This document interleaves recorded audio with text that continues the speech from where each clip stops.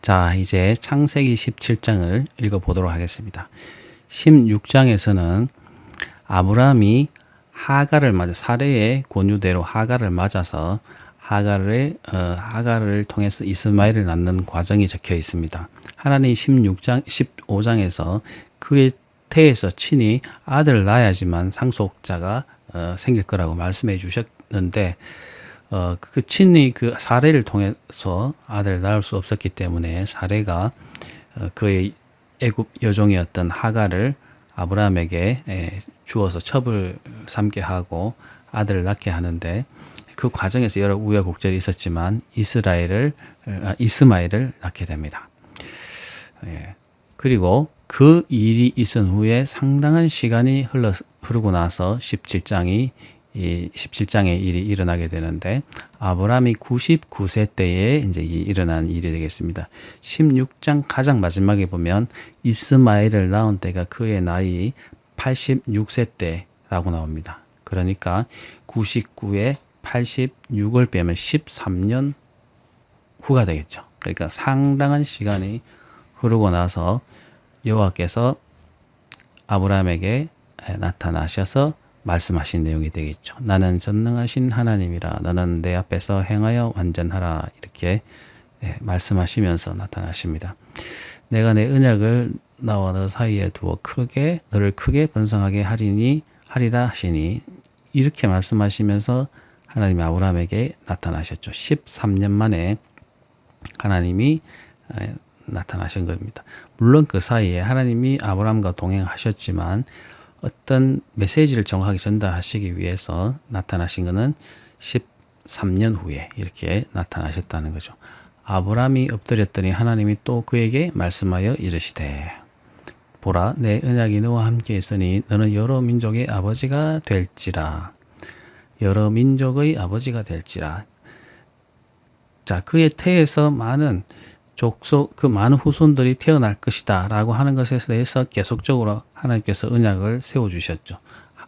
먼지와 같이, 티끌과 같이 많이 될 것이다. 하늘의 별과 같이 많이 될 것이다. 많이 번성하게 될 것이다. 이렇게 말씀하셨고, 지금 여기서는 여러 민족의 아버지가 될 것이다, 이렇게 하면서 그 후손들이 얼마나 번성하게 될 것인가에 다시 확인해 주시는 장면이죠. 그러고 이제 후로는 이름을 아브라함이라 하지 않고 아브라함이라고 할 것이다. 왜냐하면 열국의 아버지, 아브라함이라는 뜻은 열국의 아버지라는 뜻인데, 여러 민족의 아버지다라는 뜻인데, 아브라함이 이제는 하나님께서 이름을 바꿔주시는 그런 장면이 15절에 나타납니다. 이스라엘 사람들, 히브리 사람들에게, 그 당시 사람들에게 이름이 차지하고 있는 비중은 상당히 컸다고 볼 수 있습니다. 이름이 어떠냐에 따라서 그 사람의 정체성을 정의할 수 있죠. 우리가 아들을 낳거나 딸을 낳을 때 그 이름을 지어주는 것은 그 아버지의 그 아들을 향한 뜻이 어떠냐 하는 것을 정하는 것이 이름입니다. 그러니까 아브라함의 이름을 지은 것은 데라가 이름을 지었기 때문에, 데라가 아브라함에 대해서 생각하는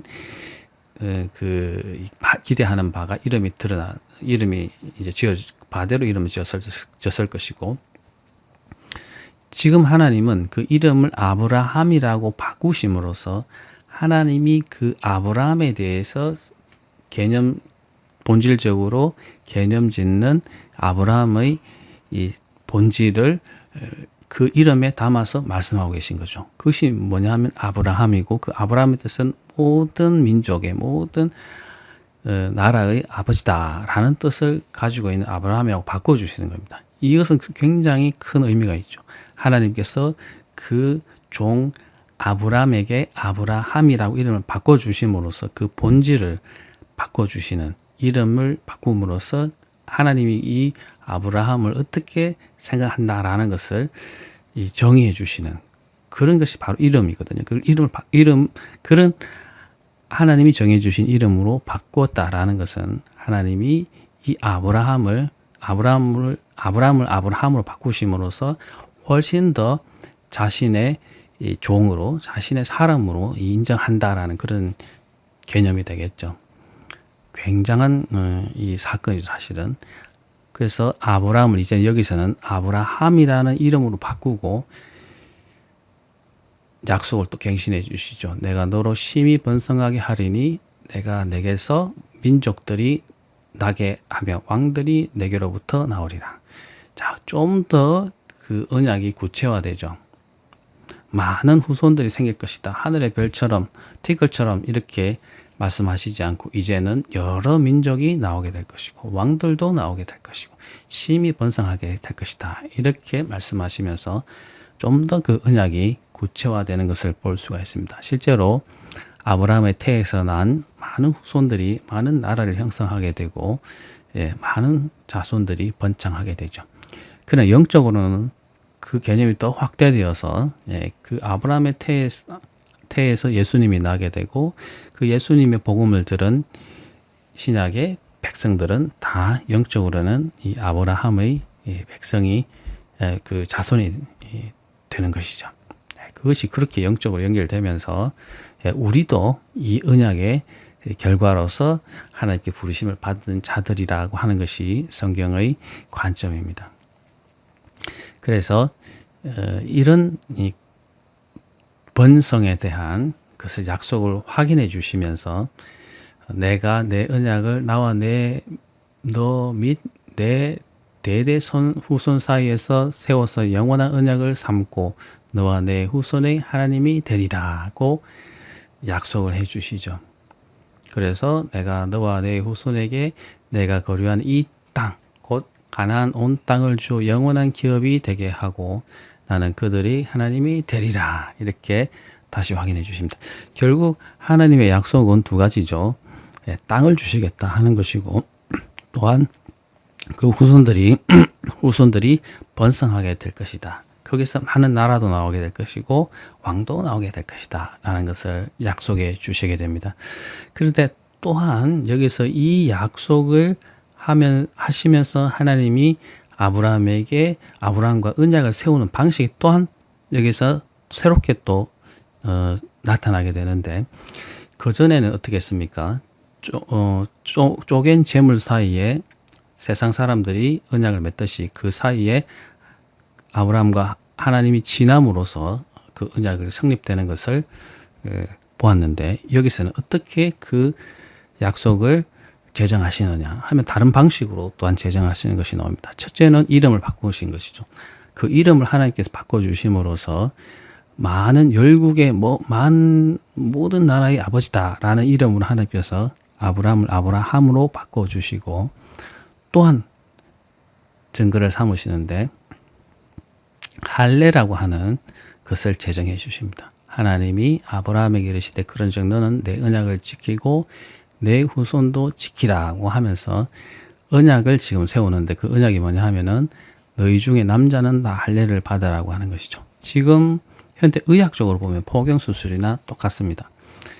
그 당시에는 이런 포경을 하는 습관이 관습이 널리 퍼지지 않은 그런 그런 하는 방식은 있었지만 그것이 이스라엘 사람들처럼 모든 민족이 그것을 어떤 언약으로 생각해서 그것을 받지는 않았습니다. 그래서 하나님께서는 이 할례라고 하는 그런 제도를 세우심으로써 이것이 아브라함과 하나님 또 그 후손과 하나님 사이에 영원토록 지킬 언약이다. 이것을 지키는 언약을 이런 방식을 지키는 한에는 내가 너와 세운 그 언약, 그 후손에 대한 언약과 땅에 대한 언약을 지킬 것이다 라고 하는 것을 하나님께서 약속해 주시는 거죠. 그래서 너희는 포피를 배워라. 이것이 나와 너희 사이의 언약의 증거가 될 것이다. 표징이 될 것이다 라고 하시면서 할례를 그 약속의 증표로 삼을 것을 제정하시죠. 그래서 너희의 대대로 모든 남자는 집에서 난 자이든지 또는 이방 사람인데 종으로 사온 사람이든지 막론하고 난 지 8일 만이 되면 8일째가 되면 할례를 해서 그 사람들이 아브라함의 언약을 받은 자손이다라는 것을 표를 하라는 것이죠. 그렇게 하면 그 사람이 아브라함의 언약을 받은 그 언약을 계속적으로 이어가는 그런 자손이 될 것이다 라고 하시면서 할례가 하나의 증거가 될 것이라고 제정해 주시는 겁니다. 그래서 너희 집에서 난 자든지 돈으로 산 자든지 간에 할례를 받아야 된다는 겁니다. 그러니까 8일 만에 태어난 신생아도 받아야 되고, 지금 그들은 할례를 하고 있지 않은 사람이니까 지금 남자들도 할례를 해야 된다라는 것입니다. 이것이 내 언약이 너희 살아 있어서 영원한, 우리 생명이 있는 우리 이 몸에 있어서 영원한 언약이 될 것이다 라고 하는 것입니다. 그래서 할례를 받지 아니한 남자는 백성에서 끊어져서 그 언약이 해당이 안 된다, 이렇게 말씀하시죠. 14절 내용이고요. 그러면서 하나님이 또 아브라함에게 이르시되 내 아내 사레라는, 사레를 이름을 사레를 하지 말고 사라라 이렇게 이름을 바꾸라고 합니다. 이 사라라는 이름은 공주란 뜻입니다. 공주란 뜻이어서 아브라함처럼 그런 이름은 아니지만 하나님이 이 사례를 귀히 여기셨어. 왜냐하면 하나님의 언약의 그 아들을 낳을 여인이기 때문에 이름을 공주라는 이름을 지어서 사라라고 바꾸라고 합니다. 이것 또한 사라라는 이 여인, 사라라고 하는 이 여인에게 하나님 은혜를 베푸셔서 그 민족의 어머니가 될 것이기 때문에 이 사라라는 이름을 주셔서 이 여인에게도 복을 주시는 것입니다. 그래서 내가 그에게 복을 주어 그가 내게 아들을 낳아 주게 하며 내가 그에게 복을 주어 그를 여러 민족의 어머니가 되게 하리니 민족의 여러 왕이 그에게서 나리라. 실제로 그 후손들을 통해서 많은 민족이 나오게 됩니다. 자, 이렇게 해서 하나님께서 이 친히 사라라는 이름을 주셔서 아브라함과 사라가 이름을, 하나님의 이름을, 주신 이름을 가지게 되죠. 그래서 이 두 사람은 조금 더 하나님의 이 신뢰를 얻게 되고 또한 언약의 사람으로서 이름을 가지고 살아가게 되는 그런 이제 사건이 여기서 기록되고 있는 것입니다. 17절 보시면, 자, 근데 아브라함이 엎드려 웃으면서 마음속으로 이르되 100세 된 사람이 어찌 자식을 낳을까? 사라는 90세니 어찌 출산하리요? 하고, 자, 아브라함은 지금 나이가 99세고 사라는 90세, 9살의 차이가 나는 그런 늙은이였습니다. 그래서 하나님의 이러한 언약을 들으면서도 참 이 언약이 이루어지긴 대단히 어려운 그런 언약인 것을 알고 마음속으로는 웃었다는 것입니다. 어떻게 이렇게 늙은이 보면서 친히 아이를 낳을 수 있을까? 불가능한데 이렇게 생각했겠죠. 그렇기 때문에 아브라함이 하나님께 말했습니다. 이스마엘이나 하나님 앞에서 살기를 원하나이다. 하나님 앞에서 살아서 그 후손을 번창하기를 원하나이다. 하나님 뜻과는 다른, 어떻게 하나님의 뜻과는 애매하게 맞춰질 수는 있겠죠. 왜냐하면 아브라함의 태에서 난 아들이기 때문에 사라를 거치지 않았지만 아브라함의 아들인 것은 맞죠. 그러나 하나님의 언약의 약속과는 다릅니다. 그래서 하나님이 아니라 내 아내 사라가 내게 아들을 낳으리니 너는 그 이름을 이삭이라 하라. 내가 그와 내 언약을 세우리니 그의 후손에게 영원한 언약이 되리라. 이삭이라 하라. 아들, 분명히 사라를 통해서 아들을 낳을 것인데 이삭이라 이름을 주라. 그가 나와 언약을 세울 것이고 그 후손에게 영원한 언약을 세우게 될 것이다. 그 언약이 계속적으로 이어지는데 이삭에게도 이어질 것이다. 이렇게 말씀하십니다. 친히 사라를 통해서 아들을 낳게 될 것이다. 애매한 상황이었는데 이제는 확실하게 하나님께서는 사라를 통해서 아들을 낳을 것이다 라고 확실하게 말씀해 주시죠. 그리고 이스마엘에 대해서는 내가 내 말을 들었나니 내가 그에게 복을 주어 그를 크게 생육하고 번성하게 할지라. 그가 12두령을 낳으리니 내가 그를 큰 나라가 되게 하려니와 내 언약은 자, 이스마엘에 대해서도 하나님께서 사자를 통해서 16장에서 말씀하신 것처럼 큰 나라를 이루고 번성하게 될 것에 대해서도 말씀하시지만 그 이스마엘을 통한 자손들은 하나님의 약속의 자손은 아니라는 것입니다. 다시 확인하시기로 1년 후에 이 시기가 되었을 때 사라가 분명히 내게 이삭을 낳아서 언약을 세울 것이다 라고 하는 것입니다. 그래서 하나님이 이스라엘에게 아브라함에게 말씀하시고 이제 떠나 올라가시죠. 자, 약속을 확실하게 확인해 주십니다. 너의 태에서 반드시 사라의 몸에서 난 아들, 1년 후에 나게 될 아들 이삭을 통해서 하나님이 그 언약을 아브라함에게 약속하신 그 언약을 이루어 가실 것이다. 이스마엘은 아니다. 그러나 이스마엘도 하나님께서 복을 주실 것이다. 그리고 아브라함도 열국의 아버지라는 이름의 아브라함이라는 이름으로 바꿔주시고 사레가 아닌 사라라는 이름으로 그 아내의 이름도 바꿔주십니다. 자, 언약이 이제 구체적으로 갱신이 되는 상황이죠. 자, 그 조건은 뭐냐? 그것을 하나님과 약속하는 조건이 뭐냐 하면 할례라는 것입니다. 아브라함의 모든 가족들이 할례에 참여함으로써 그 언약의 약속에 동참한다라는 그런 의식으로 하나님께 요구하신 것이, 순종을 요구하신 것이 바로 할례인 것입니다. 그래서 아브라함이 하나님이 자기에게 말씀하신 대로 그 날에, 그 언약을 받은 그 날에 그 아들 이스마엘과 집에서 태어난 모든 자와 돈으로 산 모든 자, 곧 아브라함의 집 사람 중 모든 남자를 데려다가 포피를 비었으니 할례를 했다는 것이죠. 아브라함이 이제 그의 할례를 할 때는 99세, 굉장히 늙은 나이여서 그랬고요. 이스마엘은 13세였습니다. 그래서 그날에 아브라함과 그의 아들 이스마엘이 할례를 받았고 그 집의 모든 남자, 곧 그 집에서 태어난 자, 돈으로 이방에서 사온 자가 다 그와 함께를 할례를 받았다. 이 기록이 있는 것은 하나님이 약속하신 대로, 언약을 세우신 대로, 그 정표대로 아브라함이 행했다.